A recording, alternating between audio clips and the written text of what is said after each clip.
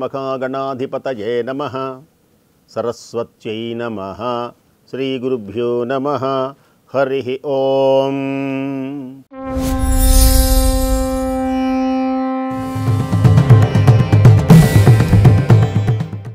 యాదాద్రి భువనగిరి జిల్లా చౌటుప్పల్లో వేంచేసి ఉన్న ద్వాదశ జ్యోతిర్లింగ సహిత శ్రీ పుణ్యలింగేశ్వర స్వామివారి దివ్య చరణారవిందములకు శత సహస్ర కోటి ప్రణామములు సమర్పిస్తూ పరమపుణ్యమై దివ్యమైనటువంటిది, పితృదేవతలు తరింపచేసేటువంటిది, పితృపక్షముగా భావింపబడేటువంటిది మహాళాయ పక్షములు. ఇవి దరిదాపుగా పూర్తవ వస్తూ ఉన్నాయి. ఈ పితృపక్షములలో శ్రాద్ధకర్మలు నిర్వహించాలి. శ్రాద్ధకర్మలు అంటే తల్లి కానీ తండ్రి కానీ ఎవరికైతే లేరో ఆ పోయినటువంటి ఆ తిథి నాడు, ఏ తిథి అయితే ఉన్నదో ఆ తిథి నాడు మీ ఇంట్లో ఆ పితృకర్మ చేయాలి. పితృదేవతలకు తర్పణములు ఇవ్వాలి, శ్రాద్ధకర్మలు చేయాలి. అలాంటి చేసటం వల్ల జరిగేటువంటి ప్రయోజనం ఏమిటి అంటే వంశాభివృద్ధి జరుగుతుంది. పితృదేవతల దీవించారు, పితృదేవతలందరూ భగీరథుని దీవించారు. గంగను భూమి మీదకు తీసుకొస్తే తెలిసిన అంతకుముందు దిలీపుడు ఇలాంటి వాళ్ళు ఉన్నారు. భగీరథుడు వాళ్ళ నాన్న అంశమంతుడు, అసమంతుడు వీళ్ళందరూ ఉన్నారు. ఆ భగీరథుని దగ్గరకు వచ్చి పితృదేవతలు దీవించారు. ఈ వంశం దినదిన ప్రవర్ధమానమై ప్రకాశిస్తుంది. భగీరథ, నీ చేసినటువంటి పుణ్యకార్యం వలన, ఆ పుణ్యకార్యం వలన ఇంతటి వైభవం రావడా ఎప్పుడైతే వచ్చిందో వంశంలో మొత్తం చివరకు రాముల వారి దాకా అందరూ కూడా ఎక్కడ ఆగలేదు వంశం. అదే అనుకుంటాడు దశరథ మహారాజు ఒకానొక సమయమున తనకు సంతానం కలగకపోవటానికి గల కారణమేమిటి? నా పితృదేవతలు ఏమైనా శపిస్తున్నారా? నా పూర్వీకులు ఎవ్వరూ కూడా సంతానహీనులై ప్రవర్తించలేదు.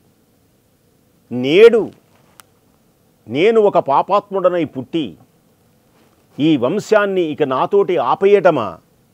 ఇది పాపం గదు నేను చేసేది.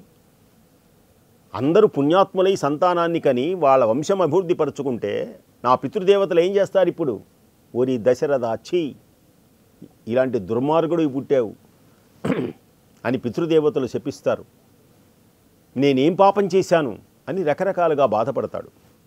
అంటే పితృదేవతల యొక్క దీవెన పొందినటువంటి వ్యక్తికి సంతాన అభివృద్ధి ఉంటుంది, సత్సంతానం కలుగుతుంది. అందుచేతనే తన వంశఖ్యాతి కలగడానికే అసలు పెళ్ళి ఎందుకు చేసుకుంటున్నారు అయ్యా అంటే ఈ కుక్కలలాగా నక్కలలాగా ఉండడానికి కాదు. ప్రజాయై గృహమేధినాం, అది శాస్త్రం, మంత్రం చెప్తారు అక్కడ వేదిక మీద. నువ్వెందుకు పెళ్లి చేసుకుంటున్నావు? నువ్వెందుకు ఈ అమ్మాయి? సత్సంతాన ప్రాప్తికై, సత్సంతానమును కను, పాడి పంటలతో వర్ధిల్లు, ఇరువురు కలిసి యజ్ఞయాగాది కర్మలు చేయండి, ఇలాంటి పుణ్యకర్మలు చేయండి. అందుకని భార్య ఉండాలి. భార్యతో చేసినటువంటి పుణ్యకర్మలన్నీ విశేషమైనటువంటి ఫలితాలు ఇస్తాయని అష్టాదశ పురాణాలు చెబుతూ ఉన్నాయి. కాబట్టి అలాంటి పుణ్యమైనటువంటి కర్మలు చేయాలి అంటే, ముఖ్యంగా పితృదేవతలు తరించాలి అంటే ఈ మహాళయ అమావాస్య చాలా గొప్పది. ఇవాళ చతుర్దశి, రేపు అమావాస్య, రేపటి విశేషం రేపు చెబుతాను. ఈ మహాళయ పక్షములలో ఒకవేళ అలా కుదరనటువంటి వాళ్ళు మీ ఇంట్లో ఒకవేళ ఇలాంటి పద్ధతులు లేవనుకోండి, కుదరలేదనుకోండి, ఇప్పుడు యాదాద్రి భువనగిరి జిల్లా చౌటుప్పలకు వస్తే అవన్నీ చేయిస్తారు. ఇంకొక విశేషం ఏమిటి అంటే మీరు మనస్సులో మీ పితృదేవతలు తరించాలి అని మీ పితృదేవతల పేర్లతో ఎన్ని రోజులైనా చేయొచ్చు. 3 పూట్ల 1800 మంది భోజనం చేస్తూ ఉన్నారు. అంటే వాళ్ళకి వీళ్ళెవరు? పేదలు కాదు వీళ్ళు. పేదలు సరే, బీదలకు అన్నదానం కాదు అక్కడ చేయమంటున్నది. పేదలకు అన్నదానం సరే, బీదలకు అన్నదానం సరే, అసలు వీళ్ళెవరో తెలుసునా? అనాథలు సరే, మతి స్థిమితము లేనటువంటి వ్యక్తులు.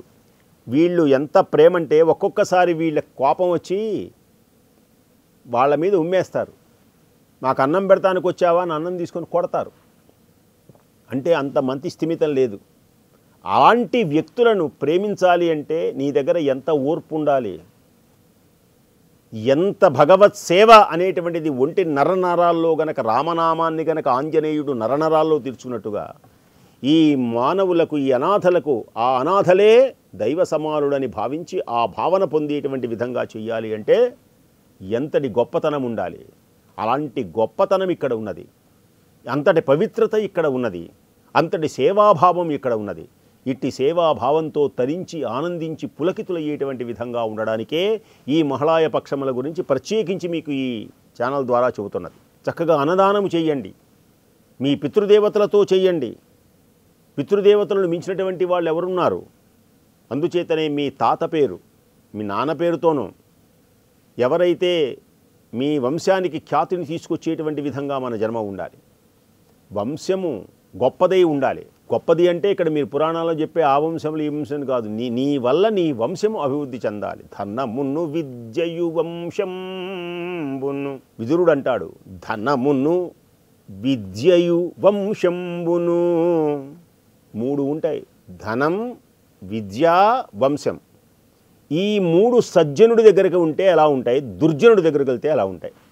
ఈ ధనాన్ని పేద సాధలకు, అనాథలకు, అన్నదానానికై నేను వినియోగించాలి అనుకుంటాడు ఆ ధనవంతుడు, అంటే సజ్జనుడు. వీడు అనుకునేవాడు విద్యయు, నేను ఇంత విద్యావంతుడనై ఇంత జ్ఞానవంతుడనేటువంటి నేను నోటికొచ్చినట్లల్లా మాట్లాడొచ్చునా, ఇలా పలకవచ్చునా, ఇలా చెయ్యవచ్చునా, మనస్సులో అనుకుంటూ ఉంటాడనమాట.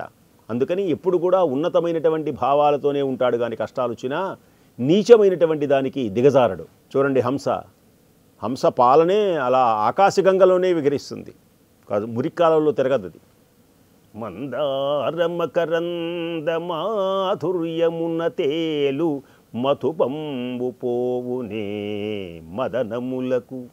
మందారమకరంద మాధుర్యమున తేలు మధుపంబు పోవునే మదనములకు. కాబట్టి మనస్సు అలా ఉండాలి.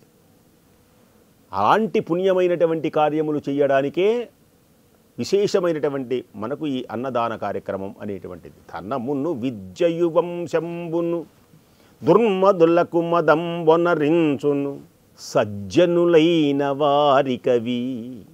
మంచివారికి అణకువ వినయమును తెచ్చు ఉర్వీనాథాగా.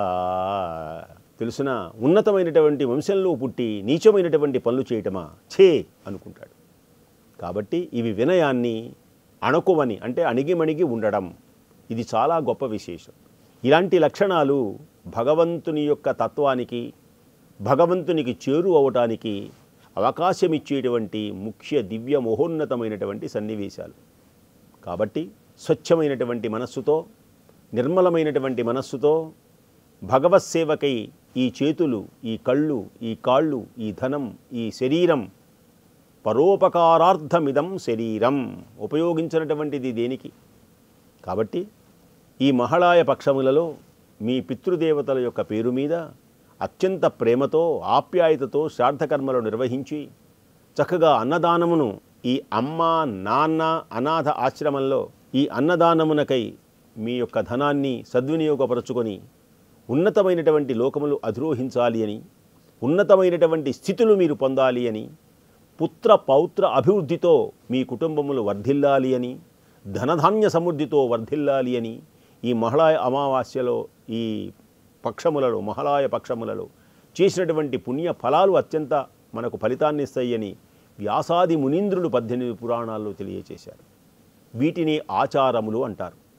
ఎవడైతే ఆచారములు పాటిస్తాడో అతడు భగవంతునికి ఇష్టం, అతడు అభివృద్ధి చెందుతాడు. అనాచారవంతుడిని వేదములు కూడా తరింపచేయలేవు. నువ్వు వేదమును చదువుకొని నువ్వు ఆచారం పాటించకపోతే ఆ వేదము నిన్ను రక్షిస్తుందా? ఏమీ రక్షించదు. ఆచారహీనం నపునంతి వేదాహ. చక్కగా చదువుకున్నావు, సర్టిఫికెట్ వచ్చింది, ఆ సర్టిఫికెట్ చూపించి చక్కగా ఉద్యోగం చేసుకోవాలి. ఆ సర్టిఫికెట్తో ఇలా ఇలా చుట్టి ఈ పిచ్చి పిచ్చి కనుక కాగితాలు అవతల పారేస్తే ఏమండి, అది కాగితమే ఇది కాగితమే, దేనికి ఉపయోగించాలి, ఏది సమయం అనేటువంటిది తెలుసుకోవటమే జ్ఞానం.